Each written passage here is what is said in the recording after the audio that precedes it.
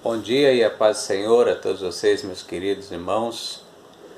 Eu quero nesse dia, nesta manhã de terça-feira, dia 21 de abril de 2020, desejar a todos que é um dia abençoado e sabemos que o Senhor é conosco.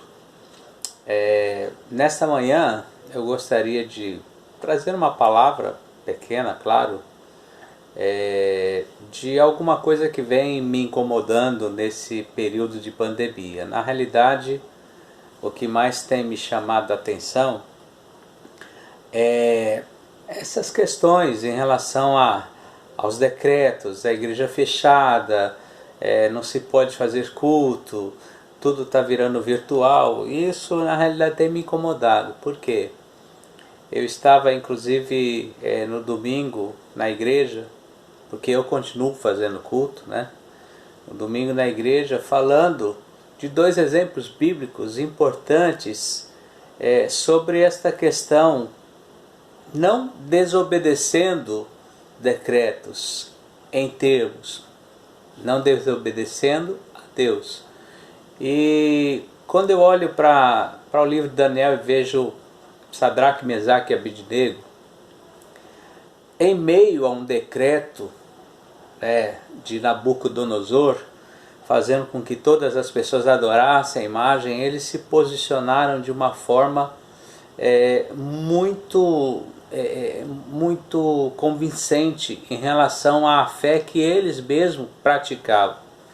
E eles, de uma forma ousada, se colocam diante do rei e diz: olha, rei, nós não vamos adorar a imagem, nós não vamos nos prostrar à estátua, porque nós servimos um Deus. E o Deus que nós servimos, ele tem o poder para nos livrar da tua mão.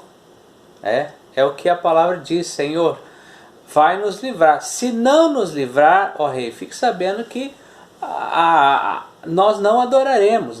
Então eles se submeteram a ser jogados lá no lago de fogo, naquela fogueira, naquele lugar em que era destinado às pessoas que desobedecessem ao rei Nabucodonosor. O que nós vemos?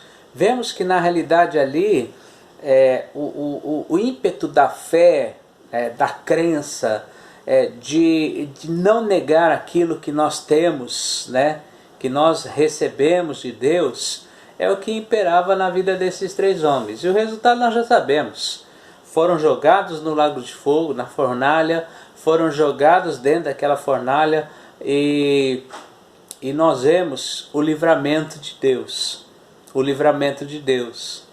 Um outro exemplo que eu também tenho, nesse período, tenho analisado, foi quando o rei Dário ele decreta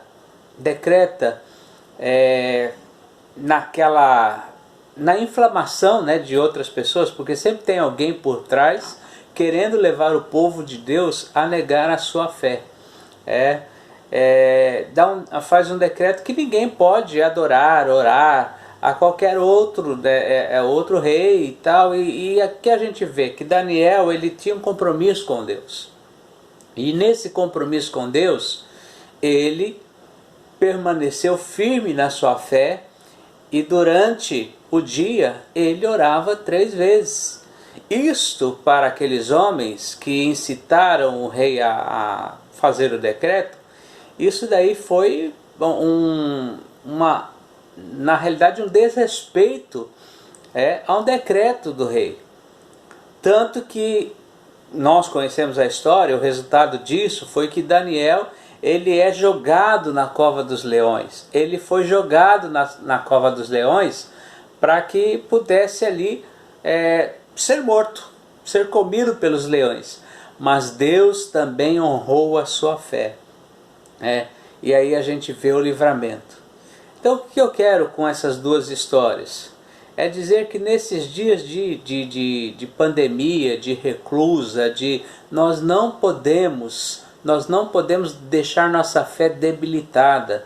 Nós não podemos mostrar às pessoas que nós temos um Deus que é poderoso e que o nosso Deus, ele é acima de tudo e de todos, né? Eu tenho postado uma frase, talvez é uma frase pessoal, que eu tenho colocado que eu prefiro, né, fazer parte da igreja perseguida do que da igreja acomodada. Da igreja que a gente só vê as pessoas hoje falando tantas coisas, não é bom estar em casa, é live, todo mundo assiste. Eu não sou contra, né? Cada um tem a sua maneira de ser e de pensar. Mas quando eu olho para esses exemplos bíblicos, eu olho para o que eu tenho ouvido, até mesmo que essa lei que foi promulgada, esse decreto, não pelo presidente, e não é um decreto federal, a gente fica vendo que as pessoas elas estão como se diz, com a mente meia enfumaçada, porque ela não consegue ver com clareza que há uma ação maligna, né, tentando fazer com que você, com que eu, né, nós que somos pastores, formadores de opinião, não tenha mais contato com o povo. Não tem esse contato com o povo. Eu sei que tem fundo político, eu sei que tem disputa política, mas o que eu quero é que nós possamos entender o seguinte: o Senhor é comigo, o Senhor é com você. Nós não podemos em momento algum deixar a nossa fé ficar debilitada, fazer com que os crentes percam a fé. Tem muita gente perdendo a fé. Eu vi uma pessoa esses dias falando que é bom essa ação virtual, porque aí os pastores deixam de ter contato com o rebanho, e que o número de pessoas que assistem lives é muito baixo em relação ao número que congrega com a gente. Então, o que na realidade eu quero dizer, vamos olhar para a palavra e vamos nos firmar, nos fortalecer, porque Deus é comigo e Deus é com você. Deus te chamou para pregar as boas novas, Deus te chamou para orar pelos enfermos, Deus te chamou para curar, né, as pessoas, Deus te chamou. E eu tenho feito a minha obra da minha maneira. Eu estou visitando os irmãos, eu estou indo na casa dos irmãos, eu estou orando com os irmãos, eu estou cantando na casa dos irmãos, né? Se eles não estão vindo na igreja, eu estou indo até eles. Tem um grupo que vem à igreja, eu tenho tido a frequência de um grupo, mas tem aqueles lá que ficam receosos, com medo, né? Esses dias fecharam uma igreja aqui em Ubatuba, porque as pessoas estavam orando. Um grupo de 11 pessoas denunciaram, foi lá, chamaram a guarda municipal, foi lá e fechou a igreja.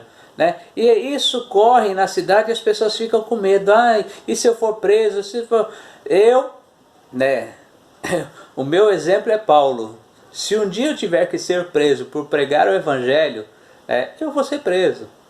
Mas eu não vou deixar de fazer a obra de Deus. Então, a palavra que eu dou para você nessa manhã é: não esmoreça, não baixa a guarda, faça a obra, vá à casa dos seus irmãos, cante, ore.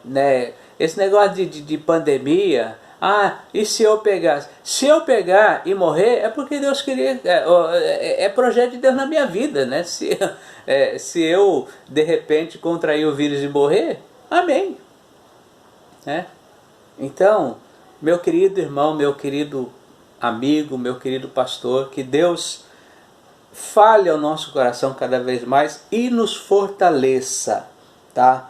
Quando nós vemos o escritor escrevendo a palavra, ou seja, Judas escrevendo a sua epístola, ele diz: olha, eu ia falar sobre uma coisa que é a nossa comum salvação, mas eu vi a necessidade de falar sobre a importância da nossa fé, da concretização da fé, porque no meio da igreja há muitos lobos em forma de cordeiro tentando disseminar uma palavra que nos afaste de Deus. Então, seja abençoado, que a graça do Senhor seja sobre a sua vida, e que essa palavra seja uma palavra de reflexão para esse dia. Que Deus abençoe a todos.